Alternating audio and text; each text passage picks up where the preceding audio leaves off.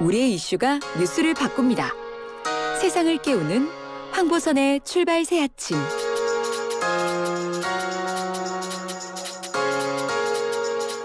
네, 오늘 황보선의 출발 새 아침 만관유로 시작하겠습니다. 이현웅 아나운서 어서 오십시오. 네, 안녕하십니까, 이현웅입니다. 첫 번째 소식 주실까요? 네, 방역 패스 접속 오류 중복입니다.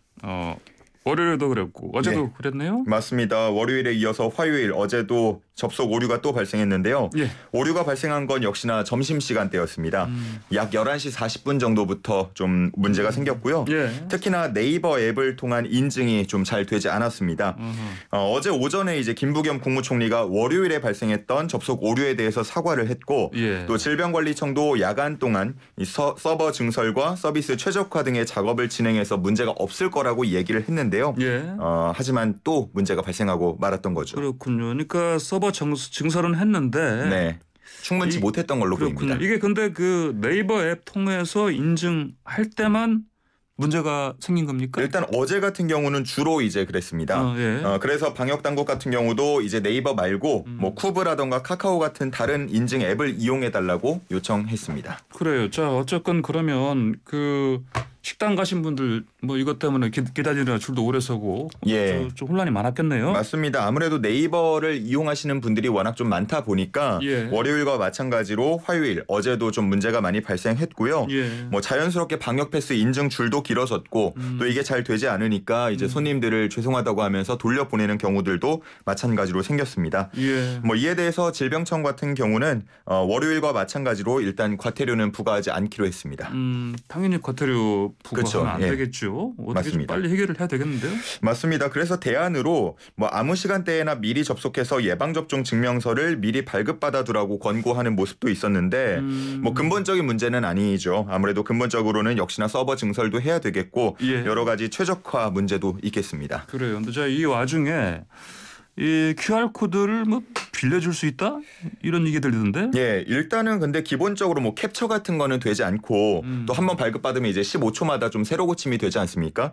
근데 사각지대가 있었습니다. 어떻게 된 거냐면 한 명의 인증 정보로 2개 이상의 스마트폰에서 QR코드를 발급받을 수 있는 건데요.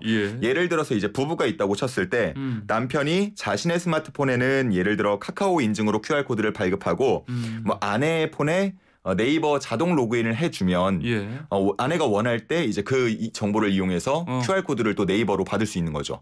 이걸 동시에 이제 사용 가능하다.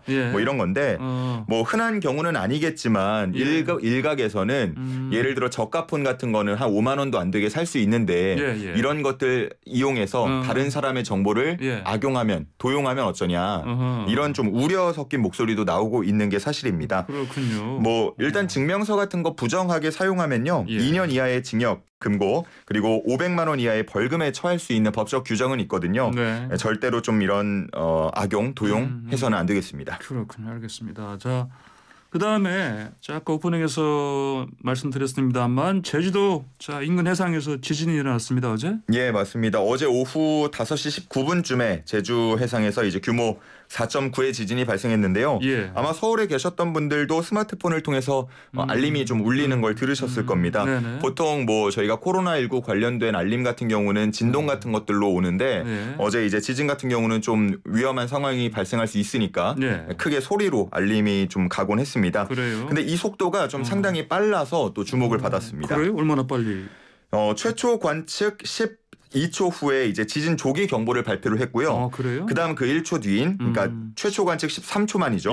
전국으로 재난 문자를 보냈다고 합니다. 아주 빨랐네요. 13초 만인 건 상당히 빠르다고 볼 수가 있겠는데 이제 과거에 2016년 9월에 보면 경주에서 지진이 발생했을 때 지진 발생 12분 후에야 전국에 재난 문자가 발송되는 일이 있어서 좀 비판을 산 바 있습니다.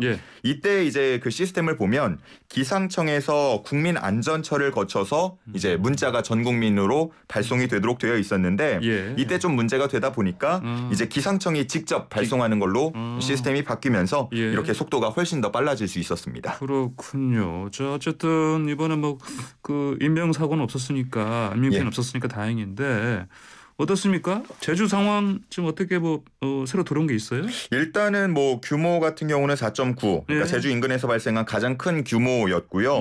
뭐 일단 여진이 뭐 수개월에서 길게는 1년 정도까지도 더 발생할 수 있기 때문에 계속해서 주의를 요한다라고 이야기하고 있는 상황입니다.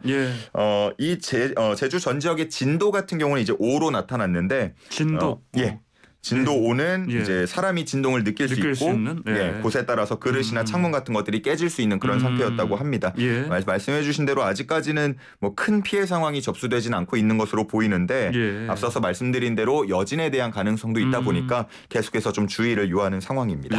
그러게 어제 규모 4.9 그 지진이 일어난 다음에 또 여진이 한 10번 넘게 또 있었다고 하더라고요. 맞습니다. 계속해서 이거 참 주의해야 되겠습니다. 자, 그리고 지진 관련해서 무슨 뭐 아이돌 그룹 이름이 들리던데?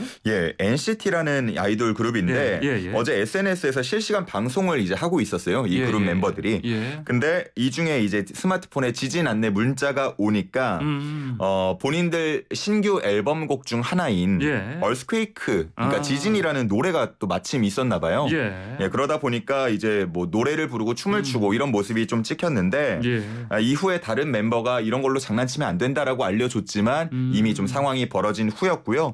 이 노래를 부르고 춤을 춘 해당 멤버들은 즉각 이제 SNS에 사과문을 또 올렸습니다. 그렇군요. 알겠습니다. 다음 망관해 주십시오. 네, 세 번째는요. 고속도로 위 부부싸움 비극입니다. 이게 무슨 얘기입니까? 지난 8일 밤에 있었던 일인데 한 부부가 택시를 타고 중부 내륙 고속도로를 달리고 있었습니다. 근데 이제 택시 안에서 부부싸움, 말다툼이 좀 시작이 됐고요. 결국 경기 이천 부근의 한 졸음 쉼터에서 차를 세우었습니다. 그래서 부부는 택시에서 내려서 좀 다툼을 이어갔고요. 잠시 뒤에 이제 남편만 택시로 돌아왔는데 그냥 출발해달라는 남편의 요구에 택시기사는 그냥 출발을 했고요.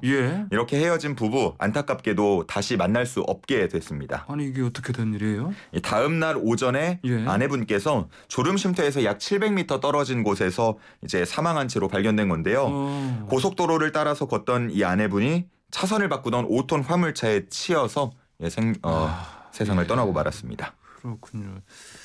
참 이게 그러면 이런 사고는 또다시 일어나면 안 되겠는데. 맞습니다. 일각에서는 이 사고 좀 막을 수 있지 않았냐라는 비판 섞인 목소리가 나오고 있는데요. 이 부부를 태웠던 택시기사 일단 남편만 태우고 목적지까지 간 다음에 남편을 내려준 뒤에 고속도로 영업소에 전화를 해서 이 사실을 알렸다고 합니다. 그래요? 근데 한국도로공사 측이 이제 순찰 차량을 한 대 정도 보내서 확인을 좀 했는데 아내를 발견하지 못했고요. 이 사실을 경찰에 알리지는 않았다고 합니다.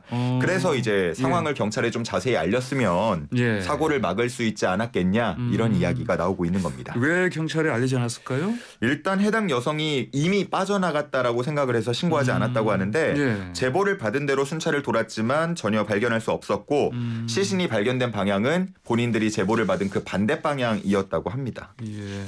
참 안타까운 일이었네요. 알겠습니다. 자, 다음 소식 주세요. 네, 타임지 올해의 인물 일론 머스크 선정입니다. 일론 머스크, 이 사람 참 많이 입에 오르내린 사람인데. 맞습니다. 제가 뭐 따로 이 조사를 해보진 않았지만 올해 가장 많이 오르내린 검색이 된 아마 인물 중에 한 명이 아닐까 싶은데요. 문제의 인물 아닐까요? 이 참고로 이제 말씀드리면 올해 타임지는 이제 올해 인물 외에도 뭐 올해의 연예인, 올해의 아니면 선수, 올해의 영웅 이런 식으로 이제 또 인물을 선정합니다. 그렇기 때문에 올해의 인물은 꼭 좋은 의미만은 아닐 수도 있겠습니다. 이 타임즈가 세계에서 가장 큰 영향력을 끼쳤다라는 측면에서 일론 머스크를 올해의 인물로 선정했는데 이 설명을 보면요, 뭐 광대라는 표현도 있고 천재라는 표현도 있고 쇼맨이라는 표현도 있고 좀 다양하게 설명을 했습니다. 그러니까요. 자꾸 SNS에 뭐 올려가지고 뭐 테슬라 주가라든지 뭐 코인 가격도 영향을 주지 않았습니까? 맞습니다. 심지어는요. 올해 인물로 발표가 된 다음 날에도 SNS에 글을 올려서 코인 시세에 영향을 주는 모습이었는데 이제 도지코인으로도 유명하지 않습니까? 도지코인으로 테슬라의 일부 상품을 구매할 수 있도록 하겠다라는 내용의 글을 올리면서 이 도지코인 가격이 한 20% 급등하는 모습을 보이기도 했습니다. 뭐 그동안 계속해서 이와 관련해서 뭐 시세 조작꾼이다 이러면서 욕도 많이 먹었지만 여전히 이렇게 큰 영향력을 행사하고 있다는 걸 다시 한번 확인할 수 있었습니다. 알겠습니다. 오늘의 많은 건 여기까지 듣겠습니다. 고맙습니다. 네, 감사합니다. 네, 이현웅 아나운서와 함께했습니다.